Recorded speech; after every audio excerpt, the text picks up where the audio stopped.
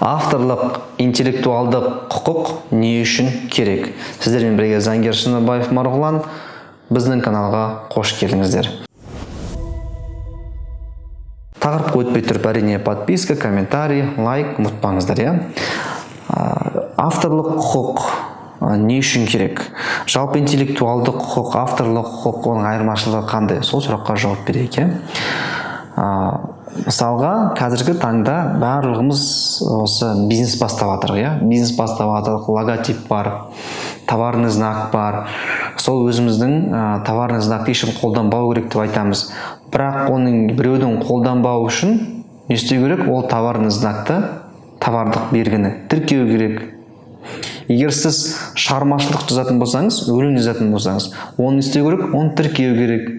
Тіркегеннен кейін ғана үшінші тұлғаға талап қоя аласыз. Мына менің өлеңімді қолданба. Мына менің таңбам. Авторлық құқығым бар, интеллектуалдық құқығым бар. Оны сен қолдануыңа болмайды. Қолдансаң, маған осындай жаңағыдай ақша төле деп жасауға болады. Жақында ғана осындай бір ситуацияны естідім. Мысалы, Россияда мынандай кішкентай бір шкатулка жасап, сыртына жаңағыдай Гарри Поттерстың жаңағыдай суретін қойып сатқан екен.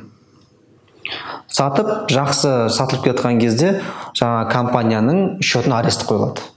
Счетына арест қойылады. Қараса, Warner Brothers жаңағыдай арест қойып тастаған екен счетына. Не үшін екенін білетін болса, Гарри Поттерді қолдануға болмайды олардың келісімсіз. Яғни сурет Гарри Поттердің және Гарри Поттердің аты олардың келісімсіз қолдануға болмайды. Счеттарына арест қойып қойды.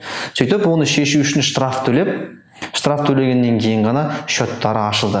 Ендігәрі қолдануға, енді қолданатын болса, мүлдем ашпаймыз деді счеттарын. Сондай келісімге келіп, сөйтіп шешілді. Қазақстанда да бірнеше мысалдар бар. Біз өзіміз осы авторлық құқық бойынша жақында бір сот жүргізгенбіз. Мысалы, барлығымыз білеміз, мына унитазды жуатын, немелерді бітіріп қойған кезде су құбырлар жатыр. Крот бар ғой, крот. Вот крот бойынша да бізде сот болған. Иә? Ол жерде де осы Қазақстанда жаңағыдай өзінің авторлық құқығын қорғап болған, кроттың тура кротқа ұқсайтын сөзімен, бәрімен бірдей. Сөйтіп, Россиядағы тура сондай крот шығаратын ұйыммен соттасты. Сондықтан ондай болмас үшін не істеу керек? Ондай болмас үшін сіздің жаңағындай товарный знак дейді, товарлық белгі, оның суретін, размерін, цветін, түсін бәрін алып тіркеу керек. Қайда тіркеу керек? Казпатент. Казпатент арқылы сіздер осының бәрін тіркеулеріңіз керек.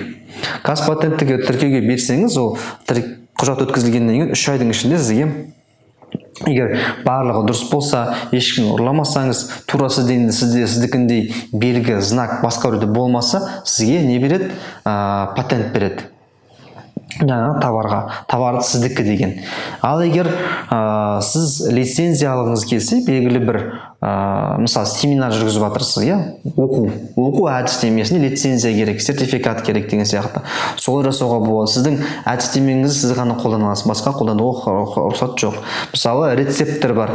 Белгілі бір рецептіні өзіңіз сертификат алсаңыз болады. Болмаса лицензия алсаңыздар болады. Ол Астана қаласында мына лицензиялау органдары бар, лицензия беретін органдар. Сол органдар арқылы сіз өз жаңағыдай авторлық құқығыңызды қорғап қойсаңыздар болады. Егер сізде құжаттар болса, сол кезде ғана сіз жаңағыдай талап ете аласыз. Басқалары сол сіздің товарыңызды, сіздің шығармашылығыңызды қолданбас үшін. Ол қай заңмен реттеледі десеңіз, авторлық құқық және сабақтас құқықтарды қорғау жөніндегі заңнамасы жүргізсеңіз болады. Осы заңға сәйкес сіз өзіңіздің құқықтарыңыз, міндеттеріңізді оқып алсаңыздар болады. Яғни өзіңіздің айтқанда шығармашылығыңызды, детище дейді ғой, өзіңіздің шығарған затыңызды қорғау үшін керек нәрсе. Ал қорғап қалмасаңыздар, басқа біреулер сіздің атыңыздан қолданып, сіздің товарыңызды сатуы мүмкін, сіздің белгіңізді қолдануы мүмкін. Яғни сіз маркетинг жасайсыздар, қаншама қаражат құртасыздар рекламаға, ал соның бәрінің қызығын басқа компаниялар көруі мүмкін. Сондықтан өзіңіздің құқығыңызды қорғап қалыңыздар. Жаңағыдай товарлық белгі болсын, авторлық құқық болсын, бәрін тіркеу керек. Тіркегеннен кейін ғана сіз басқа тұлғаға талап ете аласыз. Менің затымды қолданба деп.